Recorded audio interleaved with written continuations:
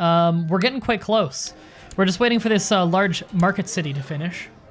In the meantime, how good is our opportunity to maximize tribal? Everyone's a supporter. Okay, I don't even need to do it right away then. Why do it now and piss off the unreformed pagan tribal vassals? What few we have. Do we have any direct vassals now who are pagan? Let's check. I want to search my vassals and not my religion. Not my religion, search vassals. Oh, because that's not just direct vassals. Right. How to do my court? Yeah, a lot in my court, not my religion. That sucks. Yeah, there's got to be a better way to search that. Who hates me the most? You. Yeah, because you're not my religion. You own all that land? I can revoke from you, can't I? Yes, I can. You're an infidel. I see no reason not to. Yeah, I want to revoke that. If he declares, he declares. We have overwhelming numbers on him. He gave it up. How much of this land does he own? Very few Jews own any of it. This guy owns some. In fact, I will make him the owner of all of this. I'm going to revoke all this.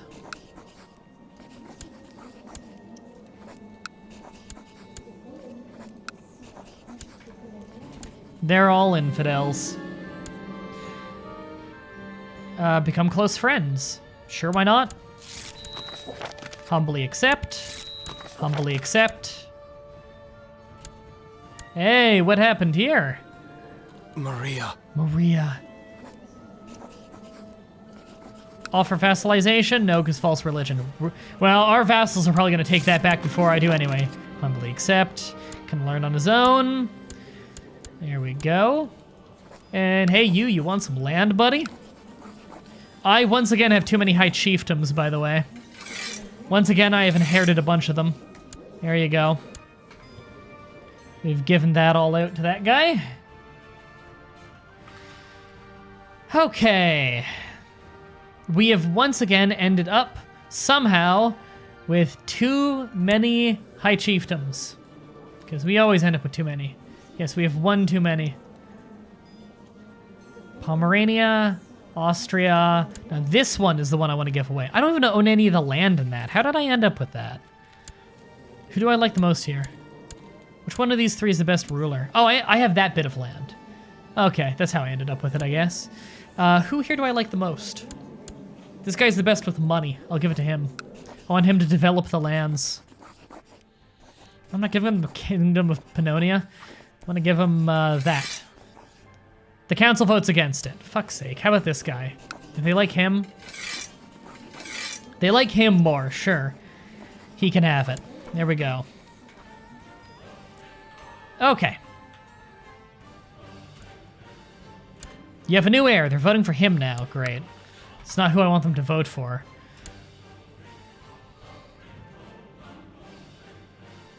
I don't know if you can even hear those sound effects. They're playing so quietly. They really got to fix that glitch one day. Man, our retinue here is really coming back slowly, isn't it? Really slowly. How's our money? Still losing it, although not much. And why is this a character of interest again? Oh, because we're swaying him.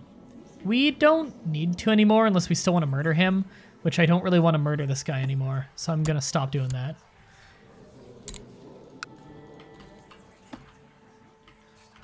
Millican ransom, and banishing people still don't have any money.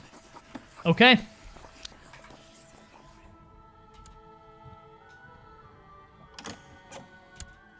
Do you allow me to post my Steam friend invite link here? Just making sure. Yeah, sure, that's fine. You want me to back to kill this guy? No, I'm not backing your plot to kill someone. The council doesn't want him to be awarded the title, but they want to vote for him to be the next ruler? That's a good point. I didn't even think about that. That is weird. Transferring a vassalship, okay. And one of my commanders has gotten more martial skill. That's always awesome. Raiders have arrived. Right there. I'll go handle it. New heir. Okay, they're voting for the guy I'm voting for now. Good. Underhanded rogue. Whatever. I'd rather not have a river crossing, actually. I'll do that. Revoking temples. Good. My guys are getting rid of those Slavic temples, getting us some synagogues. We need that. Helps convert the populace. Hey, we took a prisoner. Get out of my land. And we're getting raided down there as well. Market City done? Are you guys ready? You guys voted for it. All right. So everyone on the council supports us going to absolute tribal organization. Yep. Everyone supports this. Let's do it. The voting is going on now. Everybody's in favor though, so we should be safe. Free circumcisions for everyone. Step right up, says Sacerus.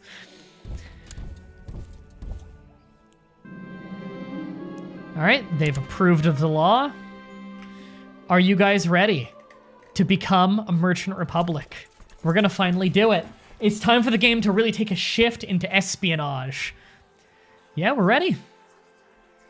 We got everything. Government has changed to merchant republic. We've done it! A castle is finished. All my holdings will now automatically get a free castle and city if they didn't already have one. A new great house. Yes. All the big guys have become great houses. And now, I don't know if our country will look any different. I don't think it will, but you need to look away for a little bit for that to actually change. Okay, yeah, new temples, castles, stuff like that are being made. The tribes are being converted into cities now. You can see we own shitloads of personal land, so we're going to have to start divvying that out. But we did the thing. Do we look any different now? No. Okay. We are the Grand Prince Black Skull Dragon the Blushing. Yes. And then it cuts off because it's too long, but it's Empire of Carpathia. Although it might be Republic of Carpathia. I'm not sure what the full proper title will be. Actually, if I check... it is the Principality of Carpathia now. That is cool. Most Serene Republic of Pannonia. And still Kingdom of Wallachia. You can see we now make $331 a year before anything. That is already just upfront how much. All right. Now, for anyone not familiar with merchant republics, we have a whole new government now. Let me just look at this. Okay, I'm not gonna check off searching for Smith right now. I'm just seeing, do I want to make any of these considered important right now? Not at the moment, no. We're also probably gonna be kicked from the society in a moment, which is fine. But we are now a republic.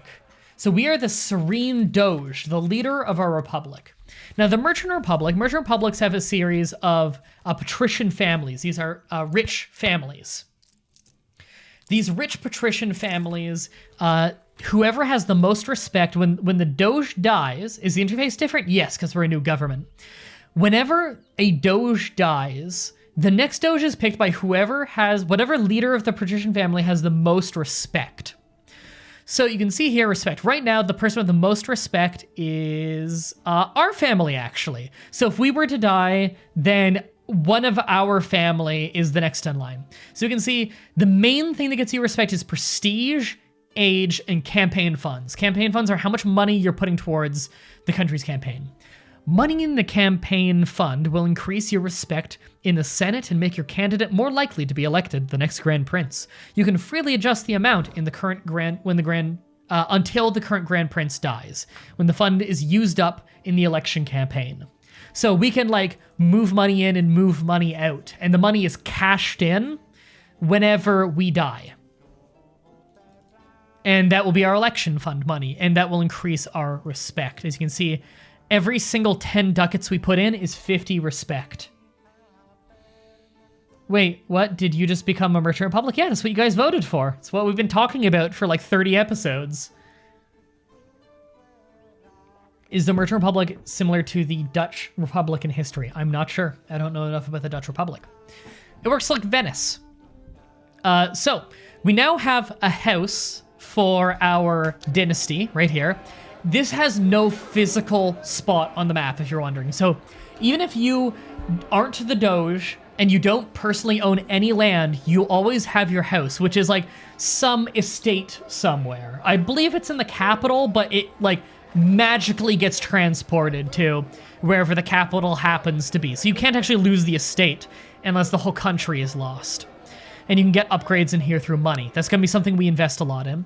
We also have a trade post limit, and that limit goes up by the more male family members you have in court. So we want to have a lot of sons. Although the more sons you have to pay your sons. They get part of your money. Okay. So right off the bat, I want to immediately, in our capital, build a trade post. Unless... No, we cannot make one there. Okay, I was going to say, having one in Constantinople would be a serious moneymaker, but we can't. So we're going to immediately, before anyone else does, put the $82 up front. We're building a trade post, our own personal trade post in the capital. We can make some serious money there. And we're going to start making our trade empire. Okay, so we got to start giving out land now, because we have a lot of land we own that we don't need to own. Temples and castles and stuff. So that's the first thing we're giving away, and we're just going to create new vassals for those. Because we have no reason to personally control any of that. We want to control cities. As a merchant republic, you control cities. That is the thing you specialize in.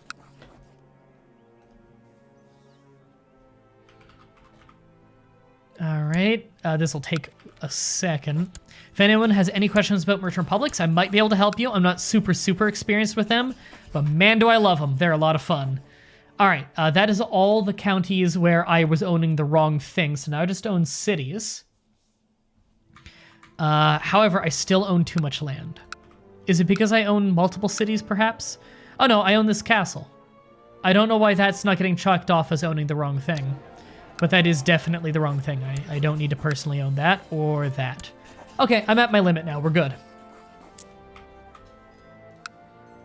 And we're going to want to start investing in this city. The city of Solden is the capital of the country now.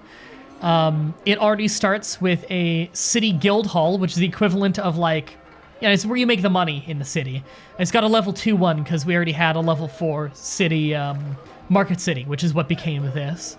City Guard, Pikemen, Militia Training Ground, Levy and Garrison, Arsenal, which is Levy size, 4 size Garrison galleys, and City Wall, a little bit of tax, a little bit of Levy, a little bit of fort level. Okay. We want to make sure we get reelected every time if we can. You can pick your heir now. I don't believe you pick your heir. I believe it's just whoever has the highest respect, isn't it? Or have I misremembered? I might be misremembering.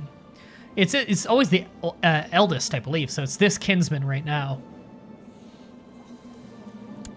He's the one with the most respect, I guess. So, what we want to do now is make sure... We need to keep an eye on our competition here, which is all these other families. Can we rename these families?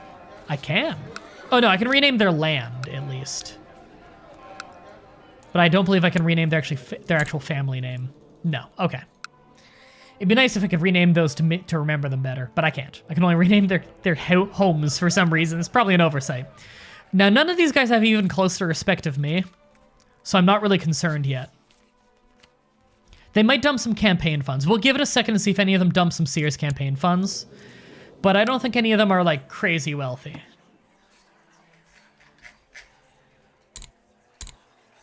I'm actually willing to ransom rulers now. Yeah, I think I'm willing to ransom rulers now. Because I'm in a government type where they're less of a problem. I can ransom this guy. He's some foreign ruler. Yeah, he just owns like a temple somewhere. Ransom him. Give me the money. We need money. Money is our lifeblood now.